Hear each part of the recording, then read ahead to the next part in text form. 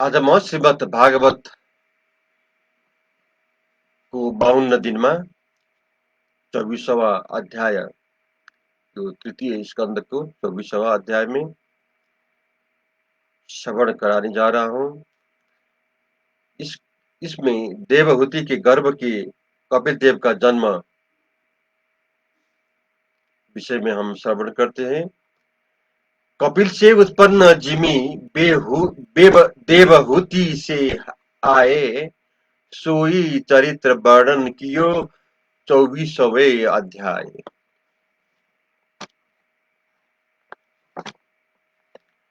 श्री मैत्रेय जी मुनि बोले,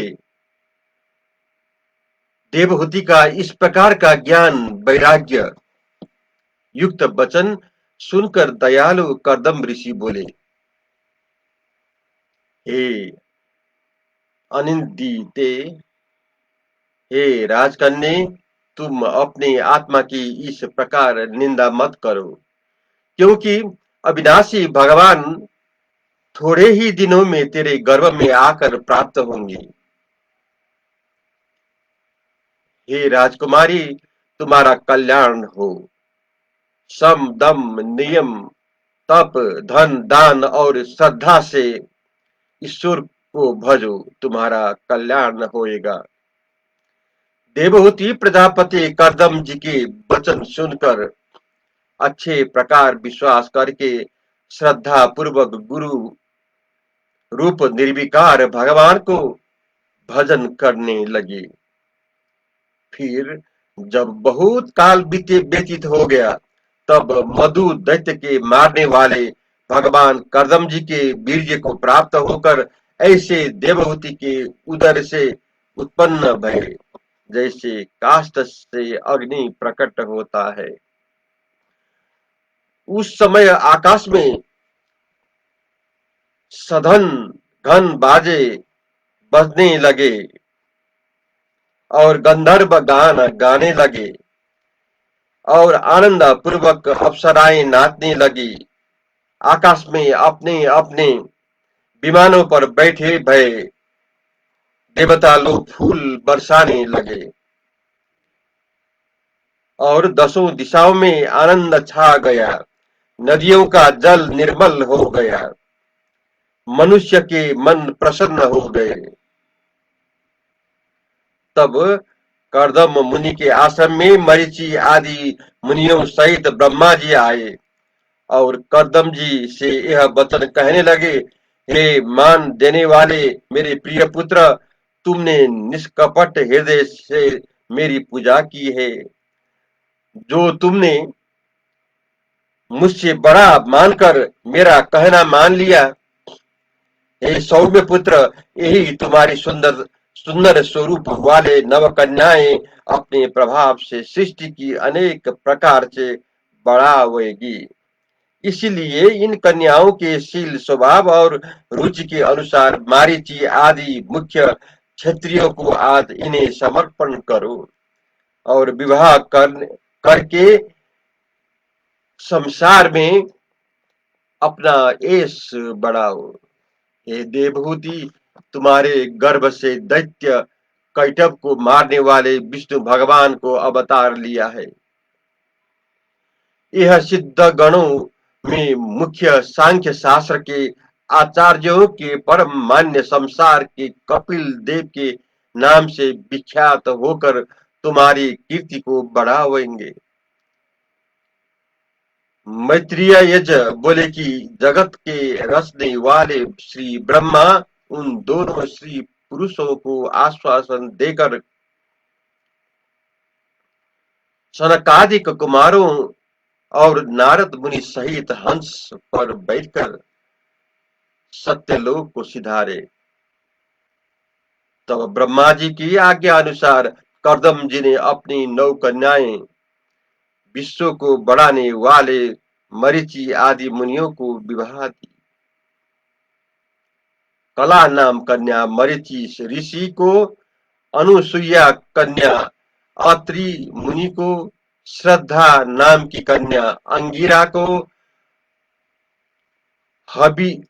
हबीरभू नाम कन्या पुलस्त्य मुनि को, मति नामा कन्या पुलह ऋषि को, क्रिया नामा कन्या क्रतु नामक मुनि को और ख्याति नामा कन्या भृगु को, अरुंधति नामा कन्या वशिष्ठ को दी।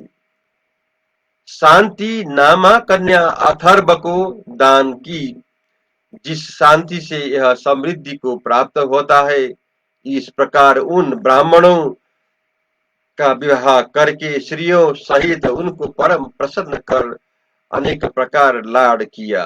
हे विदुर, विवाह हो जाने पर वे ब्राह्मण कर्दम मुनि से आज्ञा लेकर प्रसन्नता पूर्वक अपने अपने आश्रमों में चले गए। इसको अनंतर भगवान विष्णु भगवान का अवतार हुआ जानकर एकांत में आ प्रणाम करके कर्दम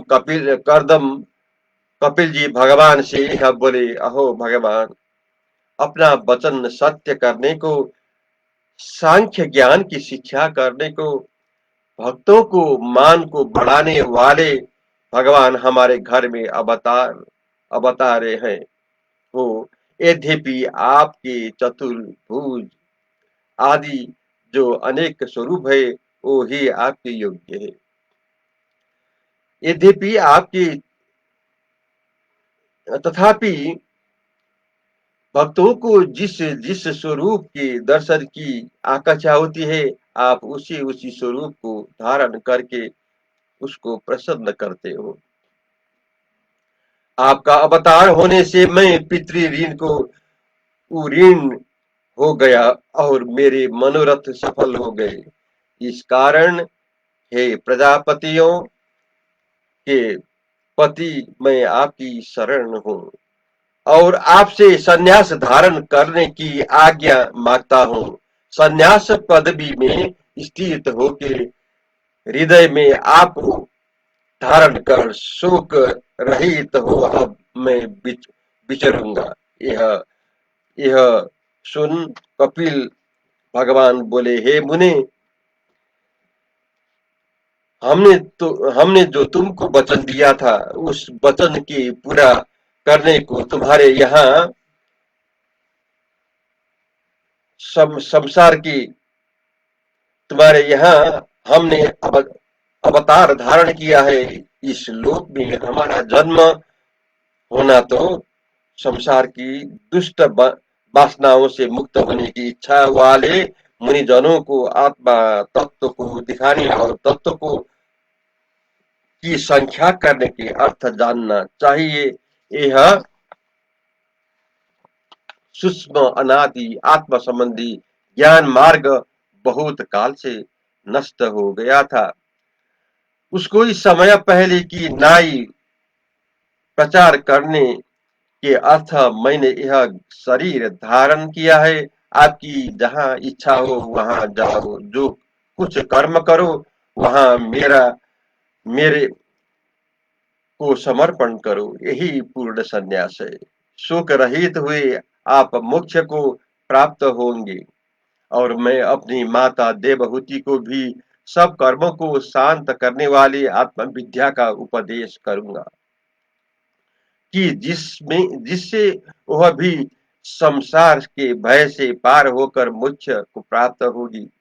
मैत्रेय जी बोले, जब इस प्रकार वचन कपिल भगवान ने प्रजापति कर्दम जी से कहे, तब कर्दम जी कपिल देव जी को प्रदक्षिणा करके मन को प्रसन्नता पूर्वक चले गए।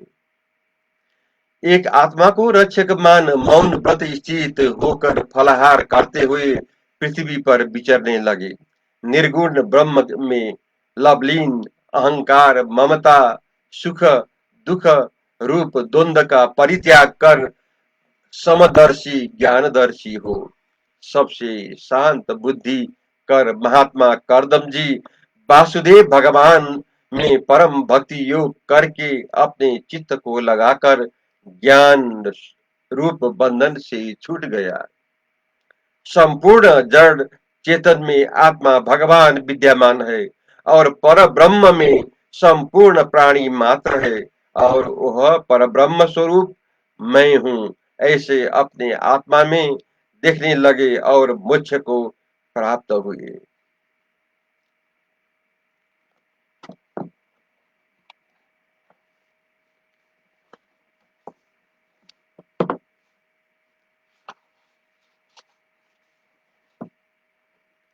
अब 25वां अध्याय शुरू करने जा रहा हूँ। इसमें माता से भगवान कपिल देव का उत्कृष्ट भक्ति के लक्षण वर्णन है। दुहा कहो बंद बंद मुक्मी अस कपिल मातु सुगाए सो वर्णन यह ज्ञानमय 25वें अध्याय। श्री मैत्रेय जी विदुर से कहा कि हे विदुर, पिता कर्दम जी जब वन चले गए तब अपनी माता देवहूति को प्रसन्न करने की इच्छा से भगवान कपिल देव जी उसी बिंद सरोवर में वास करने लगे। एक समय देवहूति ने कहा, हे प्रभु, असत इंद्रियों के विषय की तृष्णा से अब मुझको अत्यंत वैराग्य हो गया है। हे देव, अब आप हमारे सम्मोह को नाश करने योग्य हो, जिस अज्ञान को अपने देह आदि पदार्थ में अहंकार, ममता, अग्रह रूप से लगा दिया है। मैं प्रकृति पुरुष के जानने की इच्छा करके आपकी शरण में आई हूँ। मैत्रेय जी बोले, इस प्रकार अपनी माता को मनुष्य को मोक्ष देने वाली इच्छा को सुनकर मन में सराहना करके आत्मज्ञानी संतों को गति रूप भगवान कपिल देव जी मंद हास्य शोभित मुख होकर अपनी माता से एक कहने लगे, हे माता, मैंने मनुष्य को कल्याणार्थ ब्रह्म विद्या आत्मा विचार ब्रह्म विद्या ही मुख्य माना है। जिस ब्रह्म विद्या से सुख दुख का अच्छे प्रकार नाश हो जाता है। योगी जान का जो योग मैंने वर्णन किया है वह मैं तुमसे कहता हूँ। मन से ही जीव का बंधन है, मन से ही मोक्ष है। विषयों में आसक्त मन बंधन का कारण है। ईश्वर में अनुरक्त हुआ मन मनुष्य मुक्ति का हेतु है। मैं हूँ, यह मेरा है, इस अभिमान से उत्पन्न हुए काम लोभाधिक दोषों करके दूर हुआ मन जब शुद्ध होता है तब यह दुख रूप नहीं, अर्थात सब दुख नाश होकर विषय सुख से रहित हुआ ममता में जाने से शुद्ध हो जाता है। उस समय पुरुष प्रकृति से परे शुद्ध परमात्मा को सर्वदा स्वयं प्रकाश रूप, भेद रहित, अखंडित, अनुस्वरूप ब्रह्म के ज्ञान वैराग्य युक्त और भक्ति से युक्त ऐसे अपने मन उदासीन ब्रह्म स्वरूप को तथा क्षीण बत्ती प्रकृति को देखता है। संपूर्ण जगत के आत्मा भगवान की भक्ति भाव के समान योगी जनों को ब्रह्म प्राप्ति के अर्थ दूसरा कोई कल्याण करने वाला मार्ग नहीं है।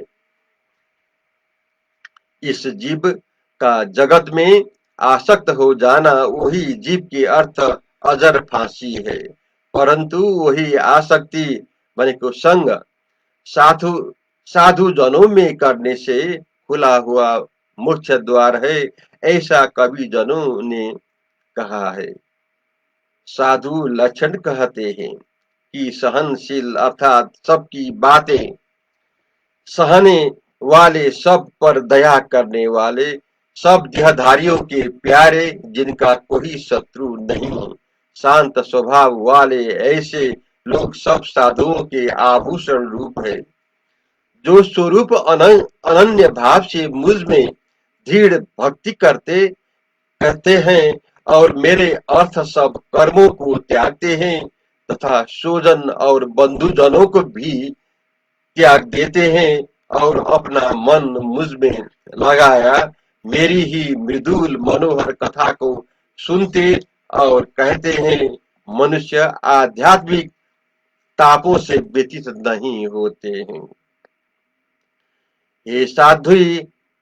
ये साधु लोग सब विषयाधिक संगों से रहित रहते हैं और किसी ताप से तापित नहीं होते। उन महात्माओं का संग करना चाहिए, वह सब संगीत से दोष हरने वाला है। साधु जनों की संग से हृदय और कानों को सुख देने वाली और हमारा प्रभाव जताने वाली कथाओं का श्रवण करना बन सकता है। उनके सुनने और प्रेम करने से शीघ्र मुख्य मार्ग में श्रद्धा, प्रीति, भक्ति प्रकट हो जाती है। हे माता, जब यह मनुष्य मेरी सृष्टि आदि लीलाओं का निरंतर चिंतन करता है तो उससे उत्पन्न हुई भक्ति से देख सुने इंद्रियों के विषयों से वैराग्य हो जाता है। तब अपने चित्त को बस में करके करने में प्रवृत्त हुआ योगी सुगम योग मार्गों से यत्न करता है। प्रकृति के गुण